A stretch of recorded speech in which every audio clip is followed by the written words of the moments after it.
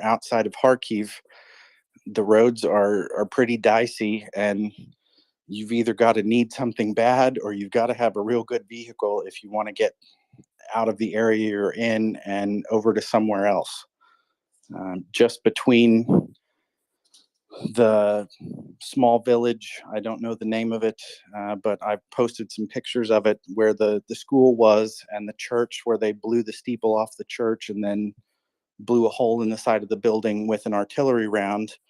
And the community outside of Kupiansk where we delivered the aid, there was a road repair crew that was trying to make some repairs to a major, I shouldn't say a major highway, but a very well-maintained road.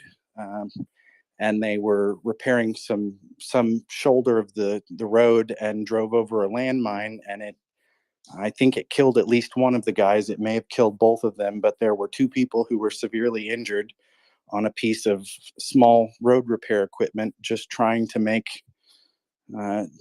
basic maintenance repairs to that roadway. So there's a very real risk of unexploded ordnance in the area, and any driving you do after dark in that area is fraught with risk, just because there are in some places, we drove by one spot before we found the first blown out bridge, and I was riding with Pete, and as we passed, he said, "I think that was a rocket buried in the middle of the road back there."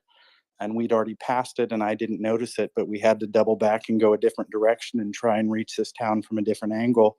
And when we drove back by through there, I saw exactly what he was talking about, and it was very obviously a rocket that had landed and embedded itself in the road. And I don't think the concern was so much unexploded ordnance as it was a giant, sharp piece of metal sticking up out of the very middle of the road. So if you were driving in the dark and didn't see it coming up on it, it would have immediately ruined at least a tire, if not two.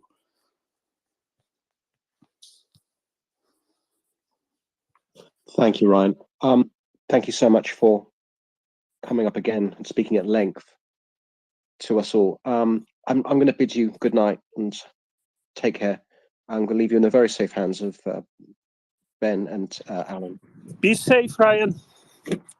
Thank you, Wendy, and thank you, Alex. I'm as safe as I can be, especially here in Bucha. Thankfully, things seem pretty calm here. I hope the local community is feeling some sense of normalcy, whatever they can, while their country's still at war. But I know they've got a lot of healing and repair to do here, and I hope they've gotten started on that. Thank you, Ryan. All right, so there's plenty of hands again. We will go through them. I think, well, Nick was up first, so let's go with Nick.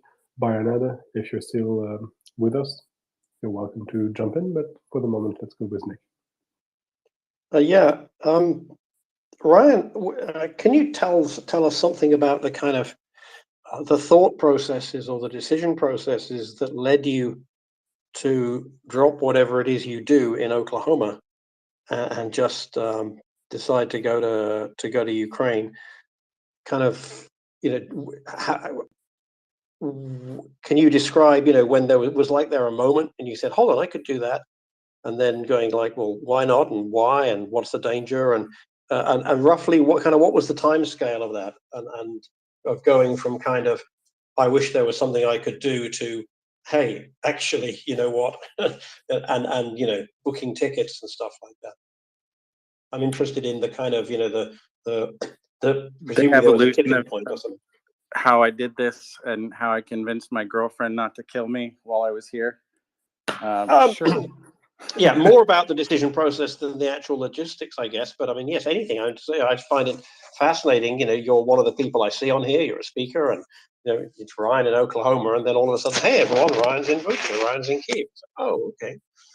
Yeah, I had an overwhelming desire to come and offer whatever help I could in the initial months of the war, and There were so many people flowing out of Ukraine, and things were so uncertain.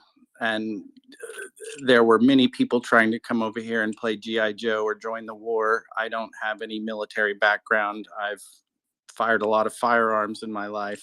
I'm an excellent shot, but I have no military experience, and I'm frankly not a terribly violent person, unless, I feel my family's in danger or I fear for my own personal safety. But people like Yehuda and others admonished people not to, try to come over here and insert themselves in the middle of this. It was an extremely fluid situation. So while I wanted to help, I thought I would be more of a burden or an anchor than a sail at the time. As things kind of calmed down and solidified, the security situation improved here around central Ukraine and in the east. I still felt a desire to come and help. And when I realized that I wasn't going to be, a burden on food supplies or anything else like that, I still wanted to come. I was working a full-time job when the war first began, but I'm a bit of a news junkie. You might even call it a mild obsession. I was watching this intently day in and out, and happened on to the Twitter space at some point early in March, maybe in late February, but I basically spent a couple of hours at least every day on Twitter trying to make sure that I stayed up to date with the news and developments going on here. I guess when I saw the Frontline documentary about surviving frontline first responders surviving in Kharkiv, I was extremely moved by Roman Kakhnov's story and some of the other first responders in Kharkiv. I noticed at one point in the documentary, they mentioned that more than 30% of the local first responders in that city had evacuated and essentially abandoned their jobs, and understandably so. If I had a wife and kids, I probably would have evacuated them as well. Roman eventually evacuated his wife and daughter after moving them into the fire station for a couple of months. But I felt like if first responders were over here still looking after the local population and they were understaffed and overworked, then I felt like if I couldn't do anything else, I can drive a vehicle and I can man an ambulance. I wanted to come here, but I was hesitant because I didn't want to be, a burden, or I don't have any language skills that would serve me well here in Ukraine. I speak a little bit of Spanish, but nobody here speaks Spanish. A few people speak English, even less people speak Spanish. So I still felt hesitation in coming. I contacted Roman after he came on the space a couple of times and inquired about whether any assistance was needed. I mentioned that I had seen that stuff in the space. Excuse me, I'd seen it on the Frontline documentary. And he was very friendly and helpful, and told me that, if I had the means and the ability, that he was more than willing to help in any way he could. And he was grateful for the offer. I sent, I guess I still had all this kicking around in my head and hadn't made a firm decision to come over. I think the day I decided that I was going to do something and stop thinking about it was the day that we interviewed the military chaplain here in Ukraine that was tasked with going out to Snake Island and recovering some deceased Ukrainian soldiers. They were given clearance by the Russians and told that they wouldn't be interfered with. And then, in typical Russian fashion, some Russians pulled up on them in a boat and took them all hostage and tortured them for a number of months.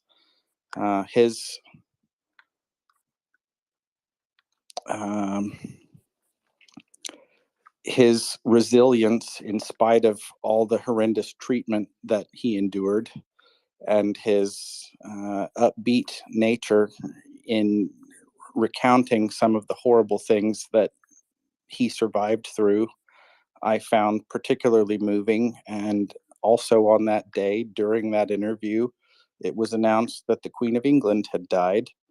I remember seeing someone posting some photographs that I had seen a number of times before, but it was the Queen of England volunteering as an ambulance driver during World War II. And I figured if someone of her status and all the privileges afforded in her life as a member of the royal family could set aside her luxurious life and go volunteer and do something for humanity or the greater good, when she didn't have to, put down her life and did something, or put down her daily uh, goings on, and tried to volunteer to help during World War II, could make a sacrifice like that, then what the hell was I doing sitting on my couch just talking on Twitter? I guess during those months and when I had all this rolling around in my head, I was volunteering a lot of my time as a co-host, doing whatever I could just to help out here on the Maria Report. But I think that was the day that it gelled in my head that I wanted to do something more. And to be quite honest, I was working a full-time job when I first started volunteering on the Maria Report and listening in. But as the months went on and I became more involved here on the space and was doing less and less work, I had a pretty cush work from home job doing procurement for a medical school at the University of Oklahoma. But I wasn't being very disciplined in putting in my full 8 hours of work every day, and I wasn't giving them the amount of time that they were compensating me for. So I took a leave of absence. I stayed gone from this work for a number of weeks. I actually walked out on my boss one day during a meeting because Peter Duran and I had landed a short meeting with the legislative assistant for my local congresswoman, Stephanie Bice. And I told my boss one day, hey, hold that thought. I know we're having a meeting, but I need to go make a call to our local congressman. I'll be back in 30 minutes. She was a bit puzzled with what the hell was going on in my head. I think she probably thought I was crazy, but I essentially came back in and told her after that I'm going to be taking some time off from work. More or less, I exhausted all of my leave and didn't end up going back to that job. I respectfully resigned my position. I have a little bit of financial stability afforded outside of my career. So I told her basically I'm being a terrible employee for you right now. She somewhat acknowledged that, just saying that my productivity numbers had gone down and I wasn't processing near the number of requisitions that I was in months prior. And I told her, I admit it, I'm being a terrible employee. You deserve better. I'm going to resign my position temporarily. And when I have the ability, and hopefully when this war is over sooner rather than later, I will come back and reapply for the job. But I'm sure you could find somebody who's going to give you your money's worth. And right now, that's not me. My attentions are elsewhere. So I continued volunteering on the space, took my leave of absence from work for a while, and then about a month or two later, when I was spending an inordinate amount of time at home and I'd taken care of all the honeydews, I decided to come to Ukraine. I reached out to a Ukrainian here on the space who volunteers in the background and sometimes comes up and talks. They were, I think, a bit taken aback when I first volunteered. I hope they don't think I was crazy. I think they're sure I'm not crazy now. But I decided that if I'm spending 18 hours a day at the house anyway, and 8 of them on the space. I could very easily be spending that same time here in Ukraine on the space, and I could volunteer and do something a lot more useful in those additional hours that I'm not on the space. So that was when I decided to make an application here. I applied with the State Emergency Services of Ukraine, which is basically the Central Emergency Service coordination. I don't know. It's an agency here in Kyiv. I received an initial response from them. They were a bit slow on responding and giving me any sort of official permission to come in. I had planned on coming October the 5th. I canceled that flight because I hadn't heard back from the State Emergency Services. I was a bit hesitant to come all the way to Poland, and not knowing the way the border controls were working because it's, a country at war. I didn't want to come all the way to Poland and then be turned around at the border because they didn't need me. But once it was made apparent to me that I didn't need official permission and that some government agency in Kyiv might be a little hesitant to send me some formal permission just for fear that they would be responsible for me once I got here, I went ahead and purchased my ticket, rebooked it in late October, and came over here of my own accord. I wish they had been a little more communicative or forthright at the beginning. If they had just said, look, we don't know you from Adam, and we don't want to be responsible for you. If something happens to you while you're here, you're welcome to come, but we're not going to send you any, official request or official acknowledgement as a volunteer. I would have come in early October. Needless to say, I'm here now, and I don't think I made the wrong decision. I'm very comfortable. I would have been perfectly fine signing a disclaimer and taking ownership of myself, or owning my own decisions. I didn't expect anybody to be responsible for me. I just didn't realize that I could get into the country without, a letter testamentary from the federal government here in Ukraine. So that's kind of my origin story. I don't think I would be very content with myself when I became an old man if I knew that I just sat at home on the couch while Ukrainians were fighting for the general principles of democracy and self-autonomy, while I sat at home and flattened my gums. And I don't mean that as an insult to anybody here on the space. I appreciate you all and the effort that you're making. I just felt like I had a unique ability to do a little more, and I didn't want to live with regret in the later years of my life for not having volunteered myself when I could. My mama taught me better than that. It's an amazing story, and really resonates with me is the sort of your productivity going to hell. I don't work for a living, but I'm a sort of jobbing freelance, no charge academic, and my throughput has dropped dramatically because whereas before I might have had music on in the background, now I have the space on in the background, and it's a lot harder to have that as you can't multitask with that, and so that's taking up a lot of my time. But it's and initially that was kind of helping me cope with the situation, and then occasionally I found that I could make a contribution that people appreciated. And I don't think my wife would let me up sticks and go to Ukraine right now. But I like to imagine that if peace breaks out, that I'll be able to go and hopefully do something, if only to be one more person, on a building site, helping pass buckets of cement, or from one end to the other, because most of my skills are in my head and probably difficult to deploy in any situation, but just one extra pair of hands, it would be nice to feel I did that. Otherwise, I think I will.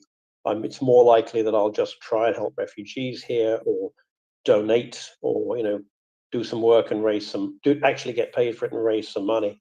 But I just thought it's really interesting listening to I can totally put myself in your head and going, what more can I do?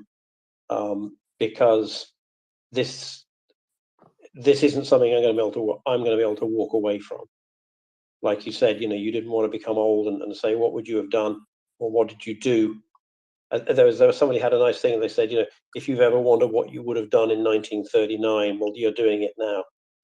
And I'm too old, I think, to go and do anything particularly active in the way that you are. But just your story makes me sort of realize how committed to this I am at, let's say, level 1, and to think about finding a way to move it to some next level. So thanks.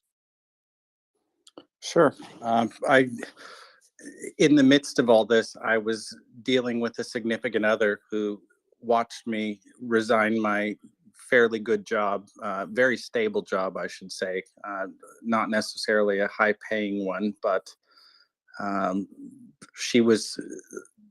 was the breadwinner, so to speak. She was a school teacher up until this summer. She's transitioned to a new career, but she mentioned at one point, great, my boyfriend is a cartoon dog on the internet, and all he does is spend his time on Twitter Space now talking to people.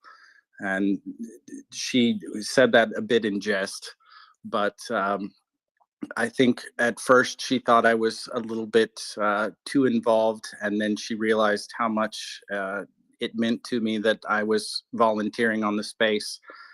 So when I finally had to break it to her that I had made a decision to come over here and volunteer in a more direct way, I was a bit surprised when she didn't protest, and I expected something of an argument, or at least a long discussion, and her to protest slightly. And much to my surprise, when I told her I was coming over here, she said, I've seen how committed you are to this. I know you've taken all these steps already. I'm not entirely surprised that you are planning to go over there. And if that's what you want to do, then be my guest. So I think Alex asked me a minute ago how long I was planning to be here. And I initially came over here on a one-way ticket because I wasn't sure how useful I could make myself and how long I wanted to stay. For the time being, I'm planning on staying through just before Christmas. I will travel home, probably stay there for a couple of weeks, and my intentions are to come back after the new year, because even if peace broke out tomorrow or before Christmas, and I don't expect that it will, there is an overwhelming need for help here that will not be gone before next summer. So I think I can be of some use when I come back after the new year. Careful, Ryan. Thanks for telling that story, Ryan. That's just so good. Careful, Ryan. Ukraine is addictive. I'm learning that as the weeks go by. Amazing story, Ryan. I'm going through something similar, except for I have wife and 2 kids. But like in terms of my work, I even, I'm close to saying, you know what, I can't, keep adding numbers while there is this ongoing war. And I understand you. It's just, I have. Okay. But again, I applaud your decision, and stay safe, and Ukraine will win. Absolutely. knew personally that my productivity was in the tank, and I felt like I was wasting my time signing contracts and procuring medical supplies for the hospital when I honestly my heart was in keeping abreast of what's going on here and helping in whatever way I could, even if it was just through the space. So I had to bow out. I'm sure there's somebody in Oklahoma who would be thrilled to have that job. I suspect they probably already replaced me, and whoever's doing that work now is probably getting more. And we just lost power again.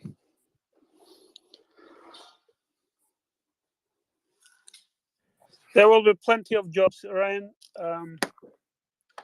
both in Ukraine and in the US. And yeah, this experience you are getting are priceless.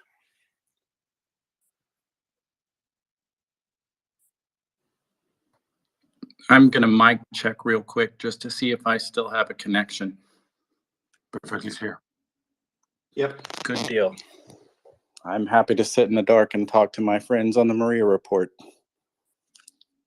You may be in the dark, but you're never alone. All right. I'd like to acknowledge Alan, who has joined us as a co-host. Hello, Alan. Very glad to be your wingman tonight.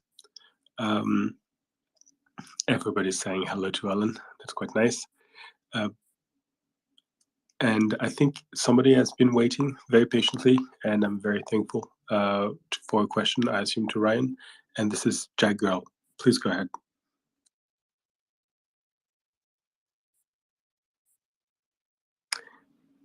Jack Girl? Maybe she wasn't patient. Maybe she was just asleep. Okay, so we have two hands, two unresponsive hands. Oh, I didn't have my mic Yep. on. I'm sorry. Can you hear me? Absolutely. Go ahead. Oh, okay. Yeah, I didn't have the mic on. So I had sent, I'll try to make it fast. I'd sent you, Ryan, a DM earlier today because early on in the war, I was looking, I'm in a position where I don't even have a dog right now. And I've been wanting to go there if I was needed. And like I thought, well, you don't want to get in the way either. I figured in Poland, when they needed volunteers, they would. Anyway, I've contacted even to host refugees, and I haven't ever gotten anything back. So I sent you a DM because I was thinking too of going to Warsaw and checking things out on the ground, like in February when I'm able to do that. And you sounds like you just went to the ministry or to the state of emergency services and applied there. Is that what you did? Because I feel like I just I'm obsessed, oddly obsessed with what's going on there. And I found just from even the TV before the war, I thought, God, I really like these people. And then watching them through the war, I think they're amazing. And I just, I give donations, but I want to do more. And I want to know if you had any additional advice or anything like that of going over there and giving hands on. Jack Girl, I'm sorry to interrupt you, but I think we've lost Ryan for the moment. Oh, okay. Oh, he's But, down there. yeah. But Yeah, I don't know what's going on. He has clearly he has a communication issue. okay.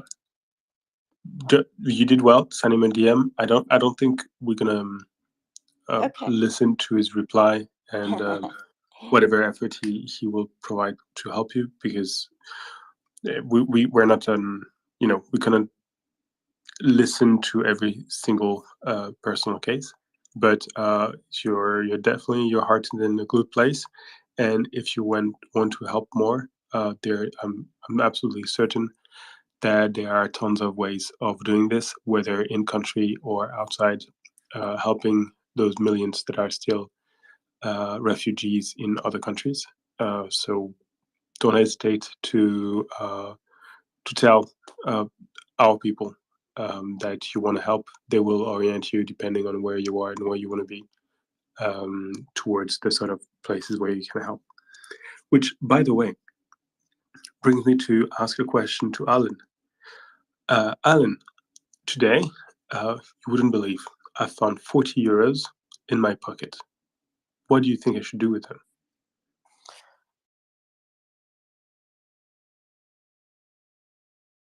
Well, you know, of my desk drawer, and I'm going to send them to MriyaAid.org, because every euro, every dollar we send to MriyaAid.org, it is one small way to help everyone in Ukraine, to help Ukraine recover, rebuild, and to send much needed humanitarian aid, the aid that Ryan is delivering, actually.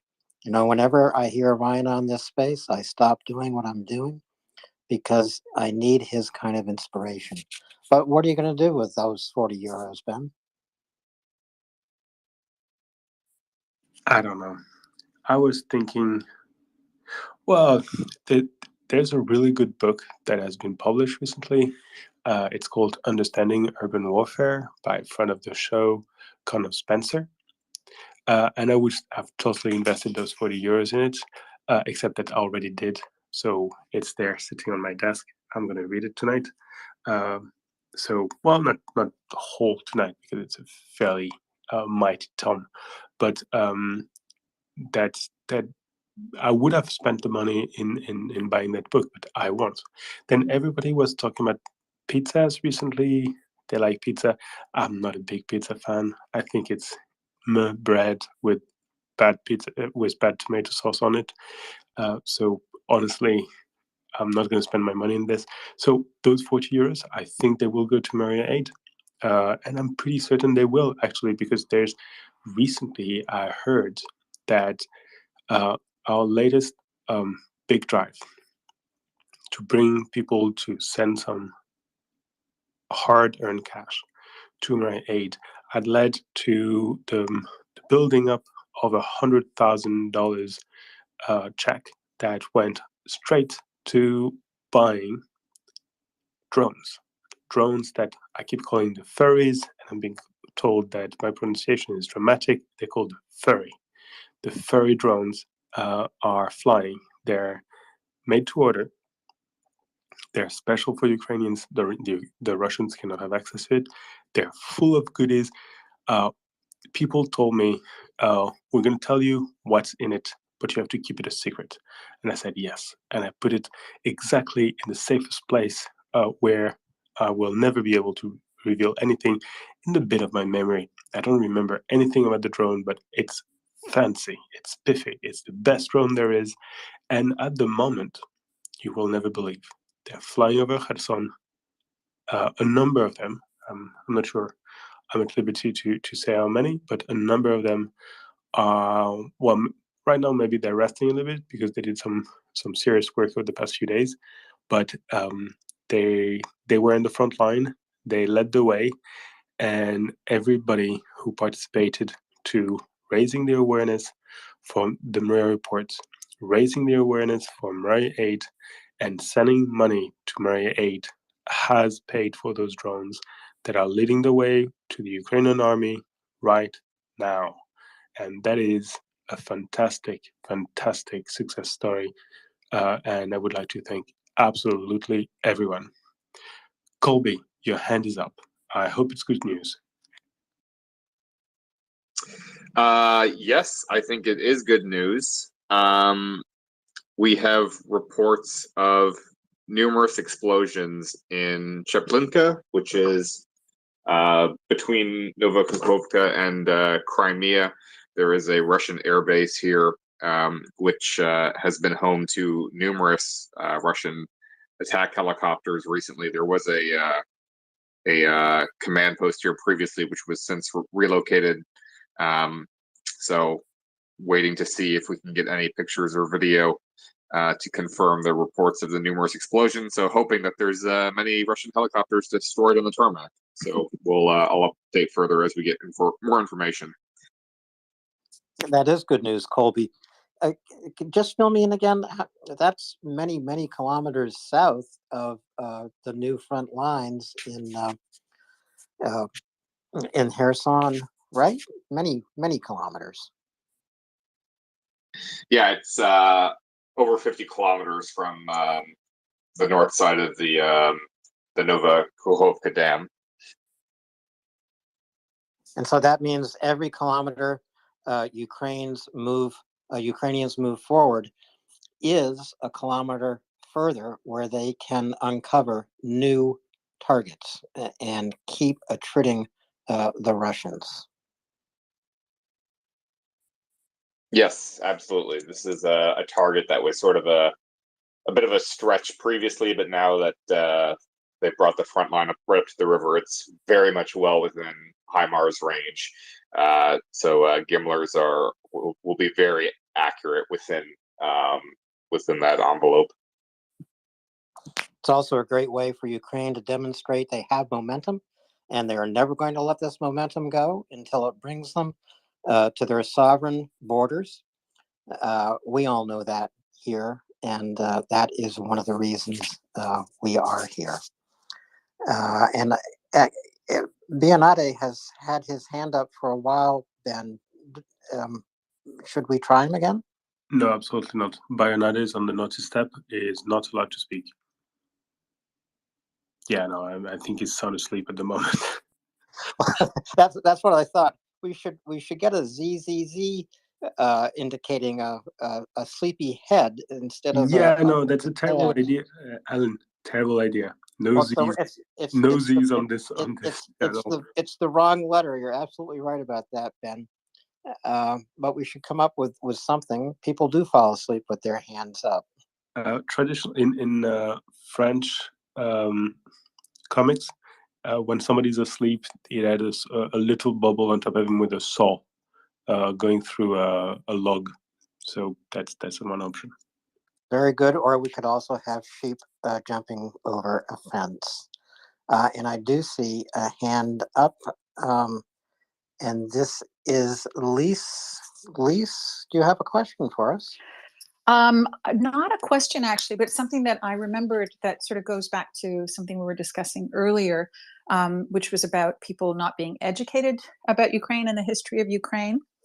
And there is, well, education in general, but I was just reminded, I was a bit late when I was plugging this, so it skipped my memory earlier, but there's a teacher or a lecturer, like a scholar, who is giving a free course on the history of Ukraine via Yale, but it's free and it's on YouTube right now. There are 17 lectures thus far. I don't know how many there will be altogether.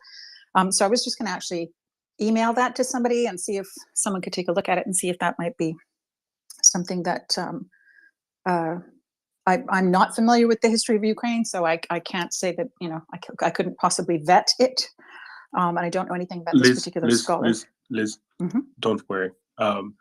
Tim Snyder is probably the most prominent specialist of Ukraine, Lithuania, and Belarusian history in the American academia at the moment. He wrote a number of extremely successful books, the sort of books that you find in every single reading list that is distributed around the world. He was translated in, I don't know, probably more than 15 languages. He's a very, very good historian. His books are well worth a read, and the fact that he is currently making his Yale courses available to the world just a couple of weeks, I think, after they were given, is an absolute godsend. You can watch them with your eye closed, and he's really, really, really a fantastic historian. I would say his one and only fault is not to be Ukrainian, and we should always mention that there are fantastic, really fantastic Ukrainian historians. A number of them actually come from Canada and were very active in Canada in the 50s and 60s. There's a beautiful economic history of Ukraine under Tsarist times, published in 1957 by the Canadian University Presses, which is well worth a read. But at the moment, I think the prominent historian from Ukraine and about Ukraine is Serhiy Plohy, who wrote a number of great books, including The Gates of Europe, which is a history of Ukraine, as well as Forgotten Kingdoms. Would you mind repeating those titles for me? I have a pen and paper here. Oh yeah, the name of so there's Tim Snyder. Be careful. Some of the things he wrote are about massacres and famines. They're a very difficult read. They're very interesting, but very difficult. And there's Serhiy Plohy, whose I think best introduction to the history of Ukraine is The Gates of Europe. Okay, great. Thank you so much. And it sounds like you're already aware of these Yale courses, so I'm sure they've been posted before. And that's all I had to ask. Thank you. Fantastic. And we continue to pursue this, just for the sake of good order. We continue to pursue Professor Snyder to spend some time here with us together with Serhiy Plohy. Yeah, that would be absolutely phenomenal, and my productivity would completely collapse on that day. And to get you an idea, he was recently put by President Zelensky in charge of, and I have to say I don't remember what, but he's working hand in hand with the people who are currently defending Ukraine, and he's in this rare position of making history as well as writing it beautifully. So don't hesitate to access his work. And Colby, when I have a minute, I've got half a dozen million questions for you, but give me just a second.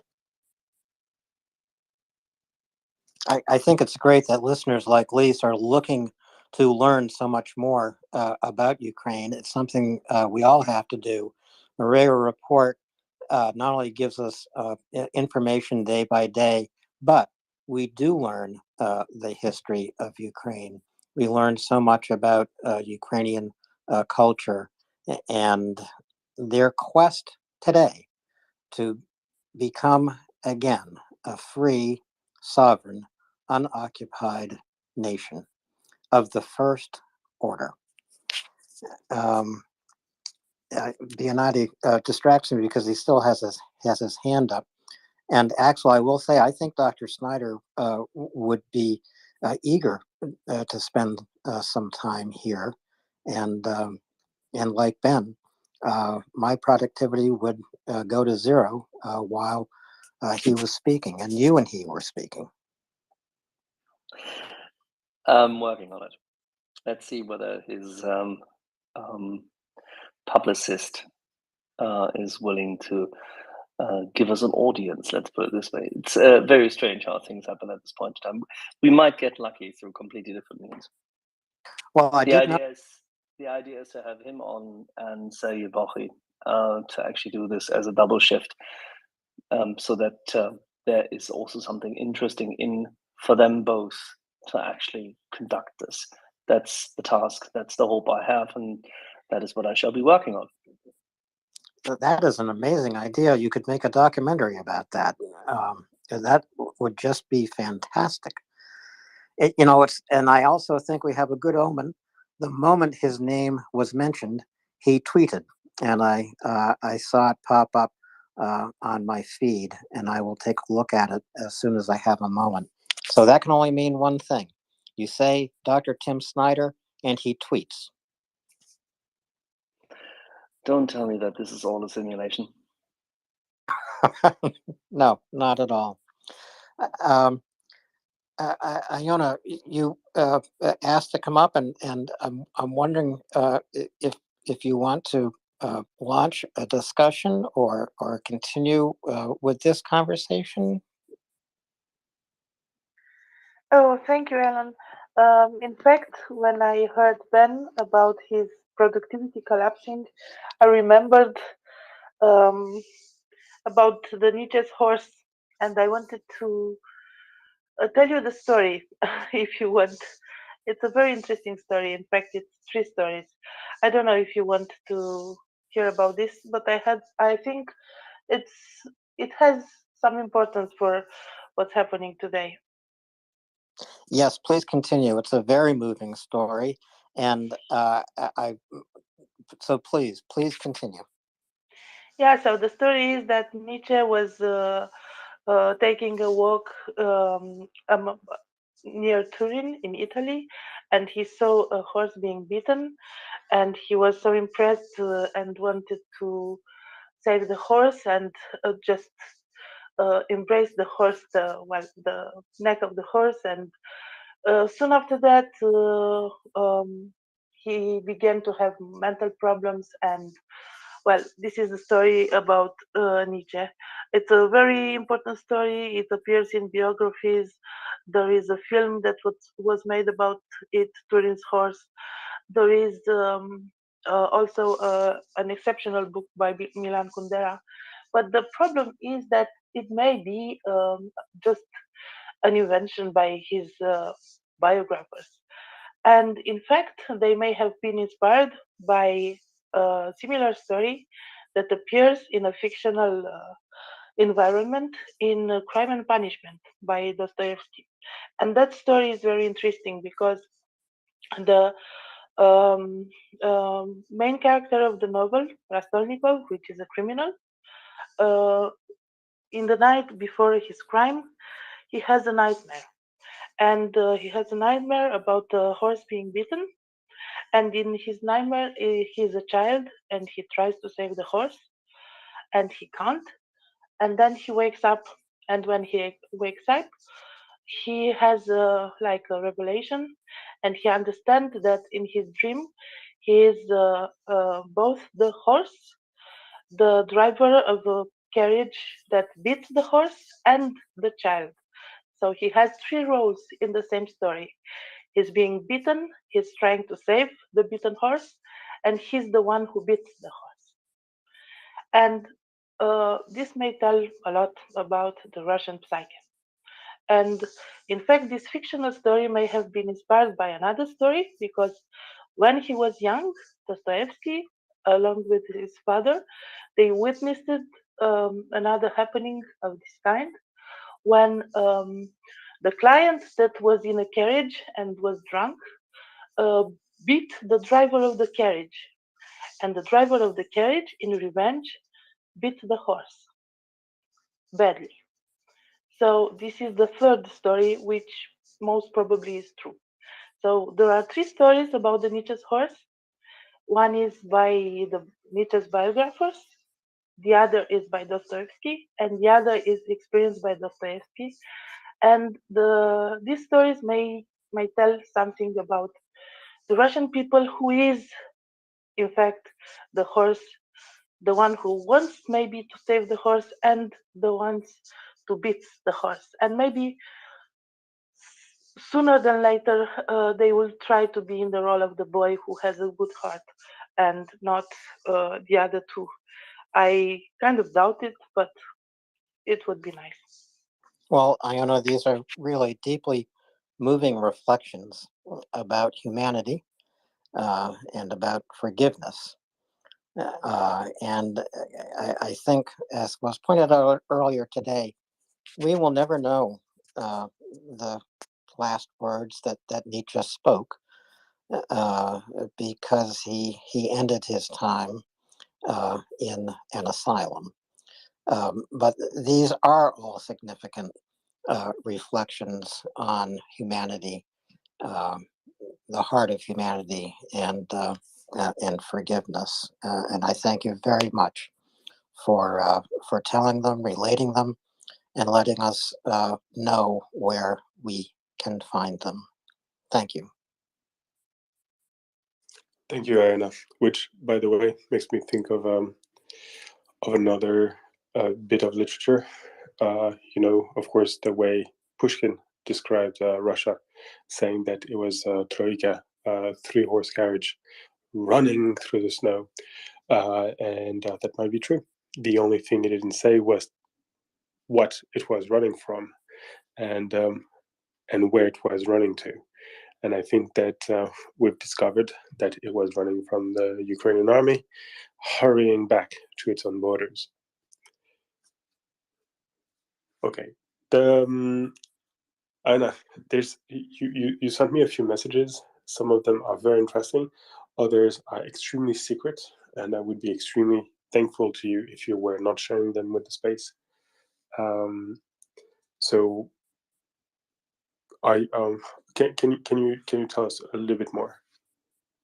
Should we remain in the animal area, let's say? Please do. So sadly, the Kherson Zoo was looted by the Russians. They stole the animals. And lately, yesterday, I think, someone bragged about it, posting a photo with a raccoon on, Russian Telegram or something. And I found a very interesting tweet from Special Kherson Cat. The armed forces of Ukraine are ready to exchange 10 captured Russians, well, they say Mobics, for a raccoon, which was stolen from the Kherson Zoo. So that tells a lot about Ukrainians loving even the animals so much. And coming back to Dostoevsky, in fact, there is like he himself said that the way the people treat the animals is telling something about how the people treat the neighbors, something like this. And well, we can see this right now. So back to you. Thanks a lot. All right, I'm receiving a lot of DMs about Turin, but I will resist asking a further question about it. Thanks a lot, Ayana. Colby, are you still here? I am here. Oh, we're very lucky then. You mentioned that some missiles had fallen on Treblinka, and that it was a former airbase for the Russians. First of all, isn't it extremely fast for the Ukrainians to redeploy their artillery? Like barely 24 hours after entering Kherson, they're already shelling new spaces. No, I wouldn't say so. I mean, this airbase is not at the maximum extent of possible HIMARS range, so they can be well back from the river still and have the ability to hit this target. And this has been, a known high value target for some time. This is not some sort of classified intelligence. There's been, as I posted in the nest, we have open source intelligence that has shown Russian military activities at this location. So Ukrainian forces have known about it. So it's just been a question of, having the target in range and then making the decision that they want to hit it based on what what more real time intelligence they have about what assets might be at the airbase and what would be worth hitting. And in fact, Colby, the Russians are busiest building defensive lines in Zaporizhia and in Crimea. And I believe it has been suggested by Russian military bloggers that now is the time to withdraw to pre-February 24 lines. Is that right? I didn't see that. If Russian military bloggers are making that suggestion, that's actually news to me. So I haven't heard that.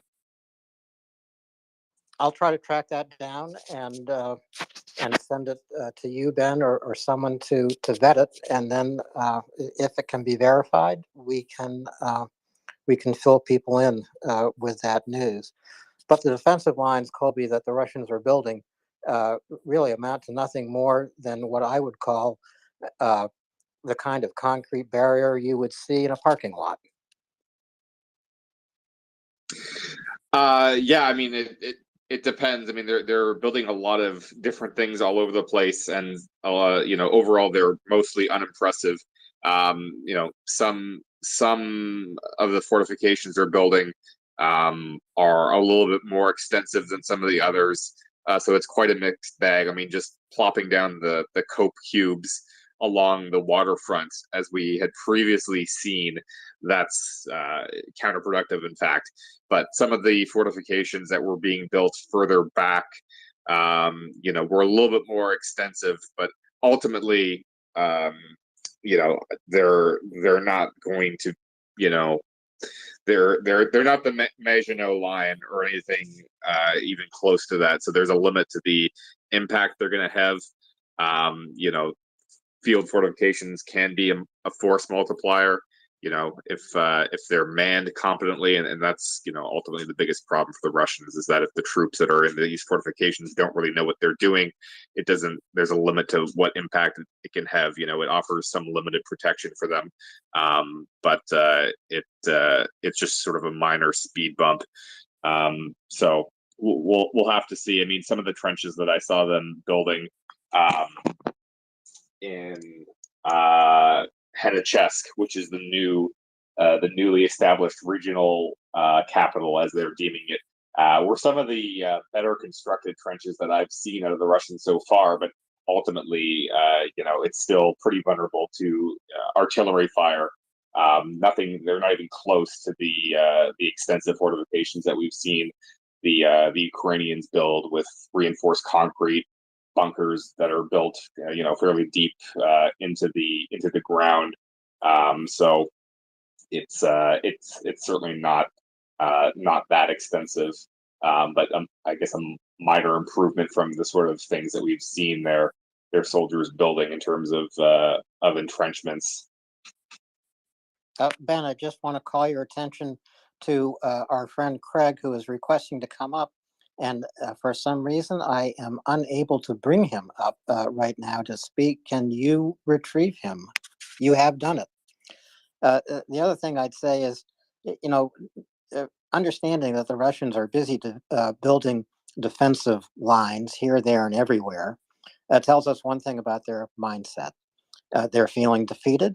They are looking backwards, preparing to wheel backwards, and that is the only direction they can possibly move in. And anyone thinking about however many mobilized troops Russia might throw into the lines anywhere in Ukraine, think first about who these mobilized men are. They are drafted. They are mobilized. This sets them apart at the very beginning from every single soldier fighting for Ukraine. These are volunteers. They have come forward to defend their country, unite with their community, and that sets them apart right from the first moment of training. And of course, Ukrainian soldiers will be joining a professional, well-equipped army. The Russians will be joining a mob. That's very well said. Very well said. All right. I think Craig wanted to participate to the conversation regarding either the missiles or something along those lines. Yeah, sure. The first thing I'll do is I'll actually share with you guys a nightmare I had last night. I woke up, it was about 3 o'clock in the morning. I had a nightmare that I was a Russian draftee calling home, trying to tell my wife to tell somebody to stop attacking because I was next in line to go to the front line and die. And it was a very vivid dream. I could kind of tell you the outline, but it sprung from a video that I saw of Russian wives speaking to the local administration, whether it be a deputy mayor or, whether it was a party apparatchik, I'm not really sure, but some sort of official. And they had said, and this was yesterday afternoon, they had said that they were getting calls from their husbands that said that, and this goes more towards Alan was saying, more than anything else, they're literally calling their wives in real time saying, like, I'm next up. I can hear the fighting. I'm about to die. There's artillery. There are bombs. Like, you know, Sergei just got killed. Do you remember him from down the street? And these wives are like going in front of these town meetings, describing quite literally their husbands, either at the front line or about to be sent to it. And there's no training, there's no ammunition. They just tell us to kind of walk down a road. And she's trying to tell him, she's like, you need to get a hold of the commander in the area. This was like an 8-minute long video. She said, call the commander and tell him to stop because his attack isn't working. That they're dying. I could have sworn I'd retweeted it, or it's somewhere on my timeline. But in this nightmare I had, I woke up and I was in the position of the camera in the video where I was kind of watching it, but then I fast forwarded to myself, like in some kind of trench in Ukraine, trying to call my wife, like, you know, my actual wife in real life, not in the video. So, you know, that I think is very, I mean, imagine the terror on these people, right? 3 months ago, this was a joke at the dinner table, right? 4 months ago, it was, we're going to win, right? They've tried to forget about it, but then it slowly touches their lives to the point where this lowly housewife, albeit whether she supports Putin or not, is telling her deputy mayor to say, you have to call the commander on the ground to tell him that his attack isn't working and I don't want my husband to die. That is both terrifying, because think about that for yourself, right?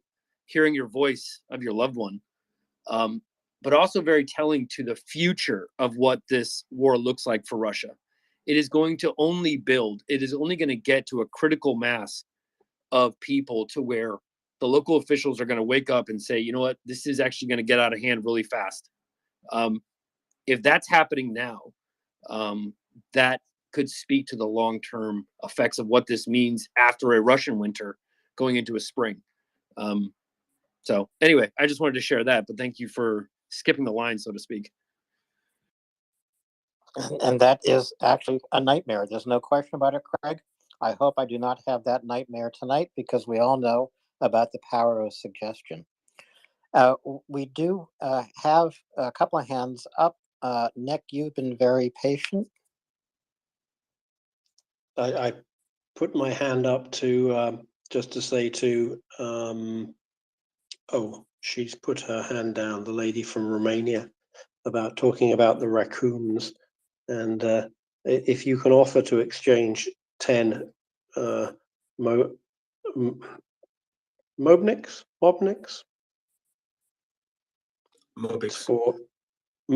for one raccoon. On the one hand, it tells us indeed that Ukrainians think pretty highly of their raccoons. On the other hand, it also implies that they've got an awful lot of Mobics eating an awful lot of raccoon fodder, and they'd probably be glad to get rid of them. Just to Colby, this airfield, I looked on the map. It seems to have a runway of 500 meters. So I guess it's kind of a general aviation place. So the Russians will be only presumably running. They won't even be using the runway. They'll be running helicopters out of there, I guess. Do the Russians have any fixed wing aircraft that can take off in 500 meters that they would be using out of there? Maybe drones, Bayraktar type drones or something. There wasn't in the recent satellite pictures. You can see it in the nest that I posted. It looks like there's just helicopters here. There weren't any fixed wing aircraft. The base is a little bit close for fixed wing aircraft to be operating. So I seriously doubt that there were any fixed wing aircraft ever there. Just helicopters most likely.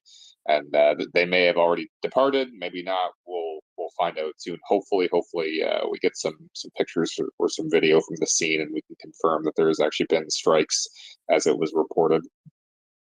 And if you were going to do a HIMARS GPS guided strike on an airfield like that, where presumably you don't have the ability, let's assume you don't have the ability to put spotters on the ground, and you don't have the ability to run a drone in real time and correct what's going on, what would be your source of positioning information? Would you be using recent satellite photos and hoping that you can read the or interpolate the GPS coordinates sufficiently accurately from known trigonometric points on the surface of the airfield, or how would you go about doing the precision guiding for that kind of situation where you don't have real-time sight of the airfield? I mean, anybody can go onto Google Maps and you can, put down a marker and you can get the longitude and latitude, right? So acquiring the targeting data it's not difficult. It's just the challenging part, I would say, would be, acquiring the intelligence in real time to determine what is here, right? So we have the open source intelligence showing that there were helicopters recorded here at this date and time when the satellite did the pass. So then the challenge is, can Ukraine get, real-time satellite data showing what's there, or can they get, reconnaissance UAVs or other means of observation to determine what is here right now? If something's here, let's make the decision. Yeah, we're gonna hit. Otherwise, you're just putting in the coordinates at a known target, and you're hoping that you're gonna hit something that may be there, or you're hitting a building with the hope that there's there's command and control or other assets there present at the location that you want to destroy.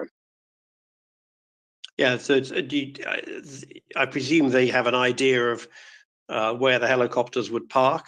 Would there be kind of designated stands for that near to fueling points and other servicing points, or could you put a helicopter down kind of anywhere on the airfield, and therefore you would want to have a fairly recent photo to look at it? I'm thinking of the first airfield that was hit in Crimea, where it appeared that those were fixed-wing jets, and they all appeared to be sitting in individual, presumably blast-limiting sort of blocks, bunkers without covers on.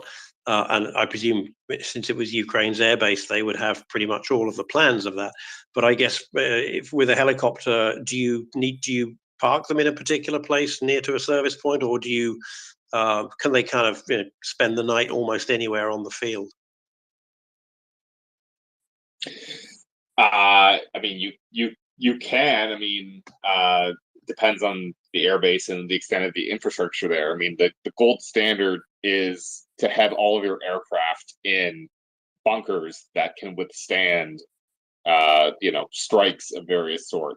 But that's expensive and time consuming to build those facilities. So in the absence of that, you're just looking for, a flat piece of ground where you can touch down.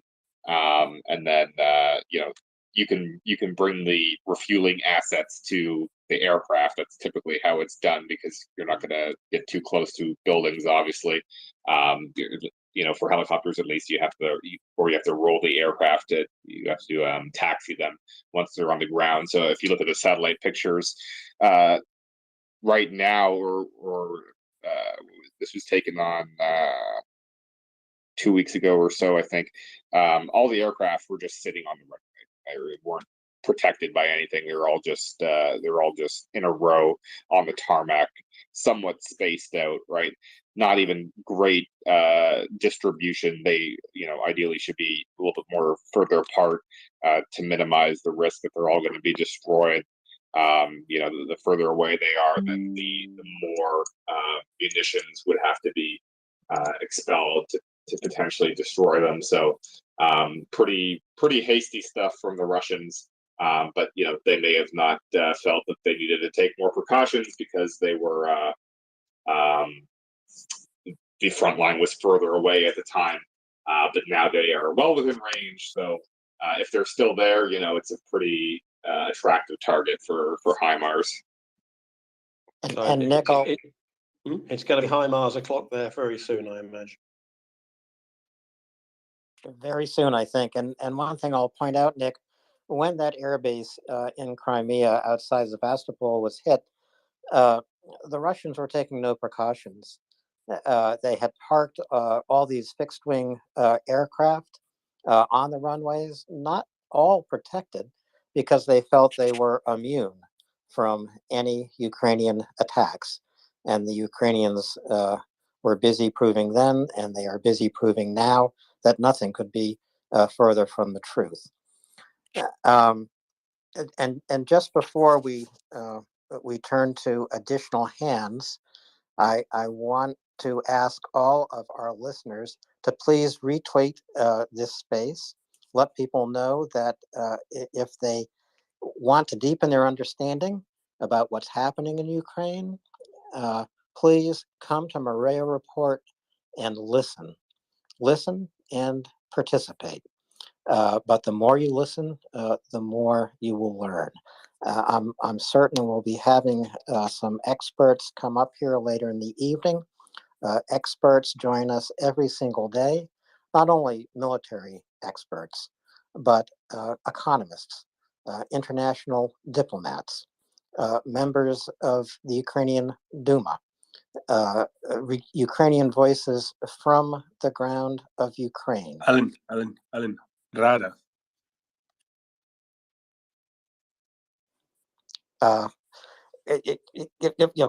Please correct me, Ben, as I go along. I can get carried away. You're right about that. But in any event, everyone please retweet this space and we will keep the conversations going. I'm terribly sorry to have interrupted you, but the Ukrainian parliament is, of course, known as the Rada, which... You're correct. I'm sorry. It actually is. I understand the terrible mistake I just made. It's okay. 50 lashes. Well, actually, we'll be, both of us will be hanging because I also mistook Gogol for Pushkin. So the two of us. Alan, you're most wonderful, and thank you very much. But Ben, I mistook Gogol for Google, and so you are way ahead of me. What? Google, wasn't he a famous author back in the day, Axel? Is that Gogol chap? Is that a friend of Mr. Alta Vista? I'm sorry, I'm still waiting for Godot. Aren't we all? But again, folks, please retweet this space. Thank you so much for being here. This is where the humanity of our listeners and our speakers is on display every night in solidarity with Ukraine. And with that, I will move on to a couple more hands. Ben, I think Asa has had a hand up, and then James. Hi, do you hear me? Yes, thank you. Perfect. I'll try to keep it short. I'll try. I have a question for every one of you. Where to turn and who to talk to. It's like this. I followed the war since the beginning, and I've been here a lot just listening. And I was convinced I'm not going to Ukraine. I'm just going to be in the way. I'm just going to be killed.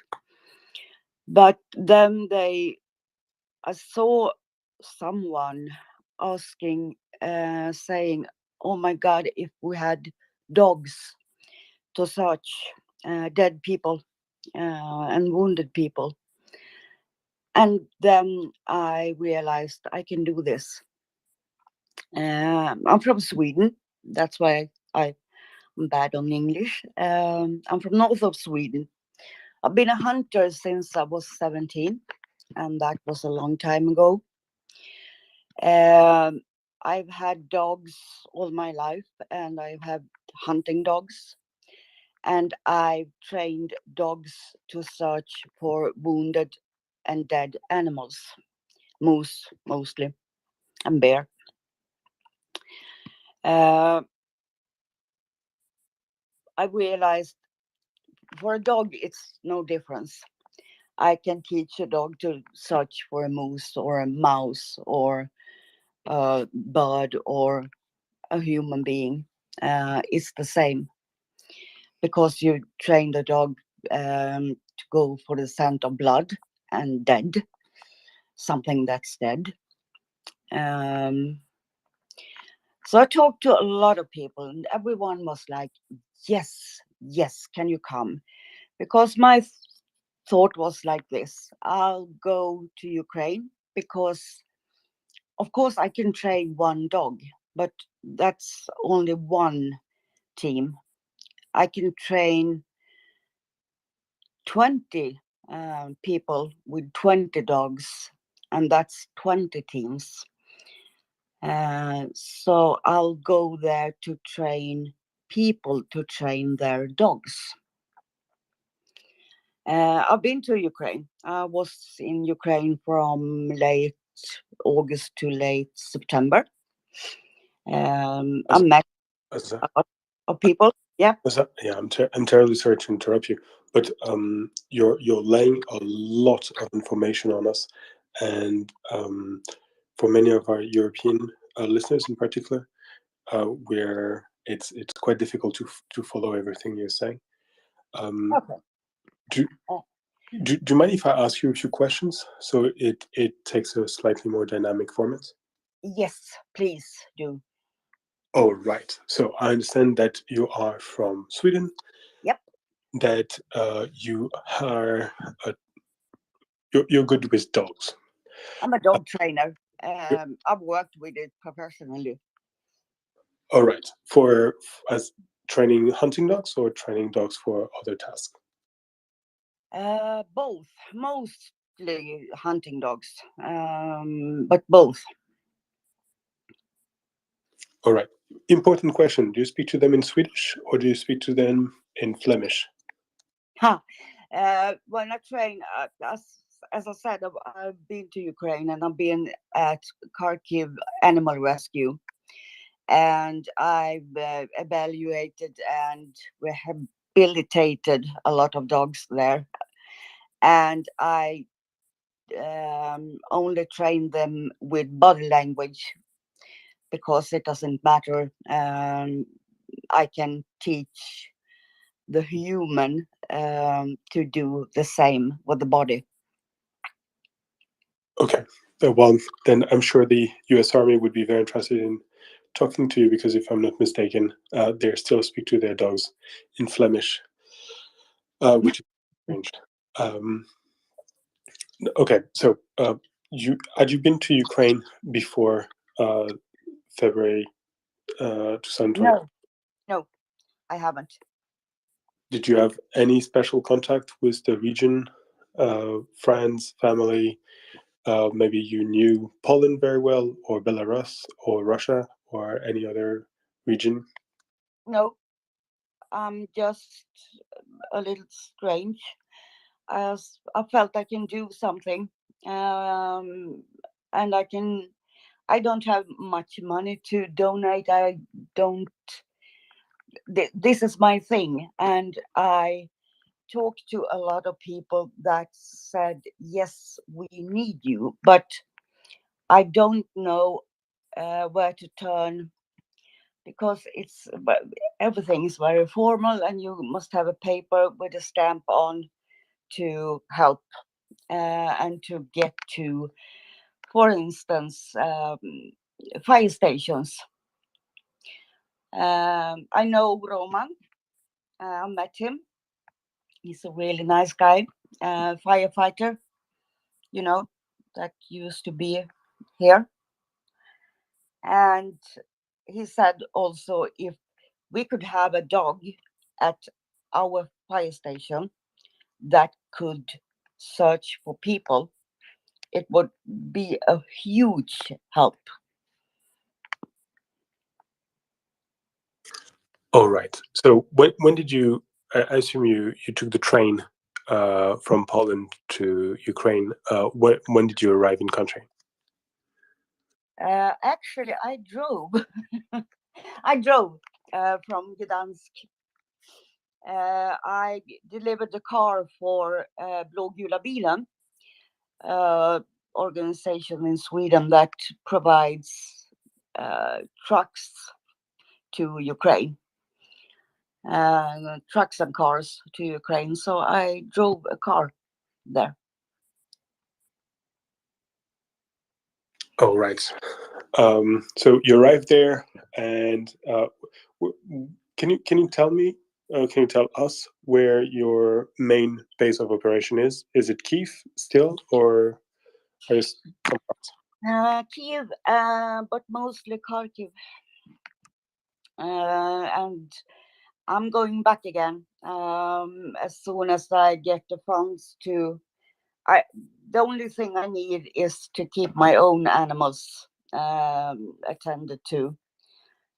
So I'm saving money for that right now, and hope to go in about 14 days to Kharkiv again, because I promised the girls at the animal rescue to do that. I'm sorry. When you're saying your own animals, do you mean those in Sweden, or? Yeah, I have 2 dogs and 2 cats and 1 horse, and I need someone to take care of them. So that's the only thing that costs anything for me. I'm going as volunteer, absolutely, but I need to get my own animals safe before I can go. Yeah, I guess that's you need to tidy up your house before moving on to help the neighbor. There's, I'm sure there's an expression like that somewhere. All right.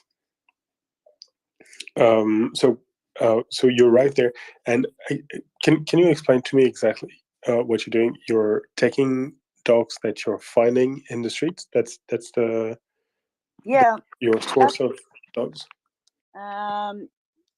That was that is the thought. That's why I took contact to Kharkiv Animal Rescue, because there's a shitload of dogs. Oh my God, it's so much you can't even imagine. And